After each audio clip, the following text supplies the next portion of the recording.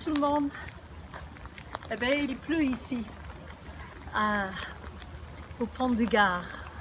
On est venu avec Claude regarder cet édifice extraordinaire et je me rends compte combien c'est important d'intercéder, de prier pour ceux qui sont dans le besoin. On a une liste avec Claude et on prie pour ceux et celles qui ont besoin de guérison, pour ceux qui ont besoin d'être encouragés. Et certains, ils ont juste besoin d'être assistés pour qu'ils traversent un temps difficile. Servir un peu comme un pont entre l'espoir et la foi.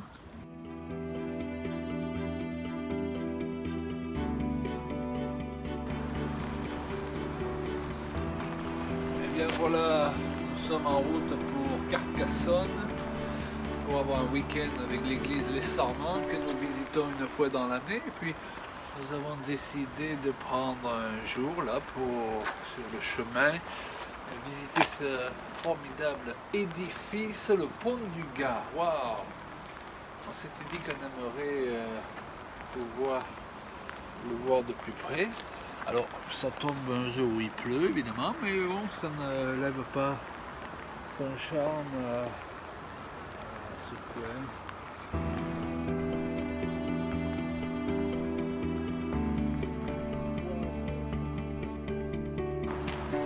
Et ça nous amène à plusieurs réflexions. Déjà, quelle persévérance de la part de ceux qui ont construit, des milliers de personnes certainement, cet édifice sur plusieurs années, dans un but précis, c'est d'amener l'eau, parce que cet édifice, il est simplement une partie du trajet que suivait l'eau pour parvenir aux villes comme Nîmes. Et à côté de cela, il y a encore une cinquantaine de kilomètres de canaux que les Romains avaient bâtis. Waouh!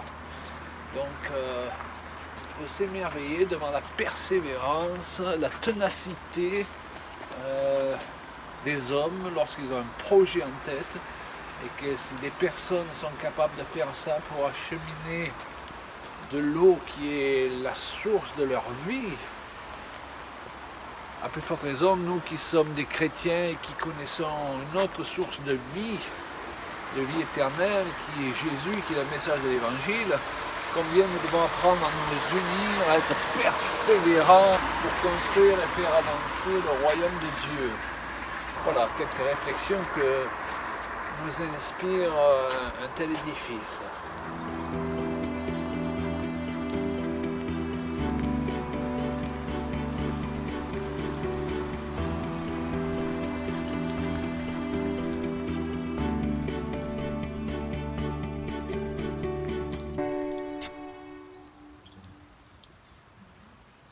Combien c'est important que pendant cette année qui vient, on puisse travailler ensemble pour le bien de tous, pour que chacun soit à sa place.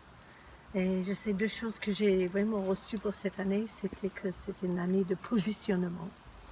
Et plus que jamais, le Seigneur il me demande d'être certaine et positionnée là où, à l'endroit où il veut que je sois, et pas forcément à l'endroit où je pense que je devrais être. C'est toujours étonnant et ça m'aide à comprendre beaucoup de choses par rapport au fait de travailler ensemble, que ça soit avec des églises différentes, avec des sensibilités différentes, et de considérer toutes choses comme une grâce. Claude y parlait là juste de l'unité, et comme je suis fière de travailler avec toutes sortes de personnes et de cueillir le fruit de l'effort commun. Et je crois que ça, c'est vraiment agréable à Dieu.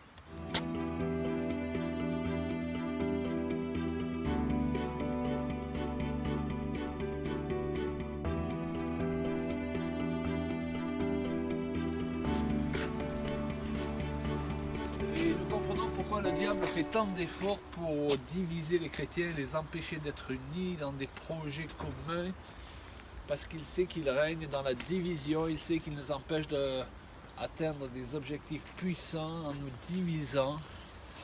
Mais je crois que c'est un temps pour que, pas tous, mais toute une catégorie d'hommes et de femmes qui ont à cœur vraiment de mettre de côté toutes les disputes de clochers, toutes les histoires à n'en plus finir, puissent s'unir et travailler toujours pour l'intérêt commun, pour faire avancer le royaume de Dieu. Et nous croyons vraiment que l'unité, pas n'importe quelle unité, mais l'unité de plusieurs hommes et de femmes de bonne volonté sera un des facteurs incontournables pour ces temps, pour provoquer un réveil puissant, pour toucher notre nation et pour pouvoir faire et atteindre des buts que nous n'avons pas encore atteints, comme voir les malades être guéris, non pas occasionnellement, mais par centaines, réunion après réunion, voir les bras repoussés, voir des miracles puissants être accomplis. Nous croyons que c'est ce que Dieu veut pour son Église et que le meilleur n'est pas derrière, mais qu'il est devant, et nous devons nous attendre à vivre ces choses, et pour cela apprendre à être unis avec d'autres dans la complémentarité pour que le Seigneur puisse se manifester comme ça.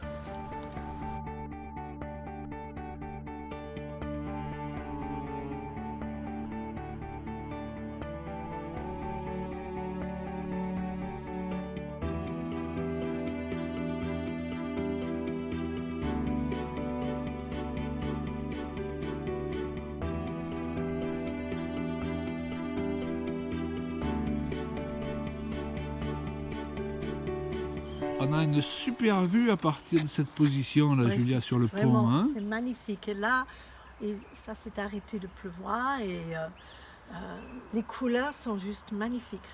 Quand je regarde ce pont, je me dis, waouh, ceux qui ont placé les fondations et ceux qui ont construit le premier étage, deuxième étage, mais vraiment, ils sont obligés de s'appuyer sur ceux qui étaient avant eux pour pouvoir construire et aller en avant.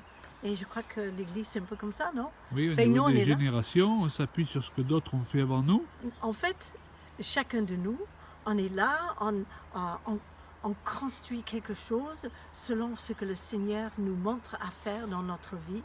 Et ensuite, les générations suivantes, ils viennent et il peut s'appuyer sur ce que nous, on a tracé, ce que nous, on a construit en amont. Oui, et on s'appuie tous sur ce que ceux qui sont passés avant nous ont fait. Et ces voûtes, moi, me font penser à l'importance, pour pouvoir construire avec d'autres, de l'humilité, de savoir se courber. Et il n'y a aucun travail puissant qui peut se bâtir dans la complémentarité, dans l'unité, sans que ce soit dans un état d'esprit d'humilité, de reconnaissance des dons des uns et des autres. Donc vraiment plusieurs enseignements intéressants à tirer de ce bel édifice qu'on est venu visiter aujourd'hui, Julia. Et je dirais encore, regarde comme la lumière passe à travers chaque arche. Oui. Hein? C'est vraiment magnifique. On laisse passer la lumière et pour que les autres puissent trouver leur chemin. On peut dire ça? Amen, oui, c'est beau. Allez, on va balader encore. Allez. Allez.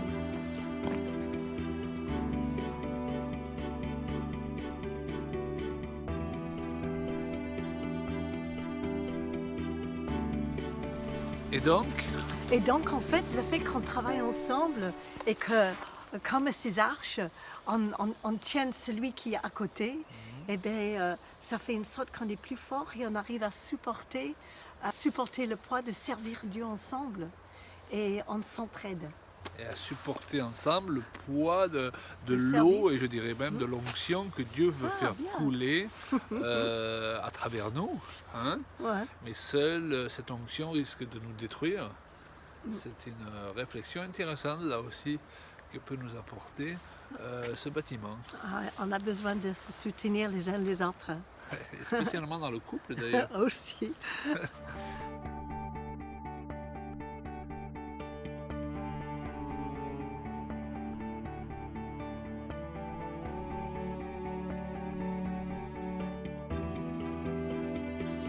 Et bien voilà, on vous laisse jusqu'à la prochaine vidéo CJP Exhortation. À bientôt tout le monde. À bientôt.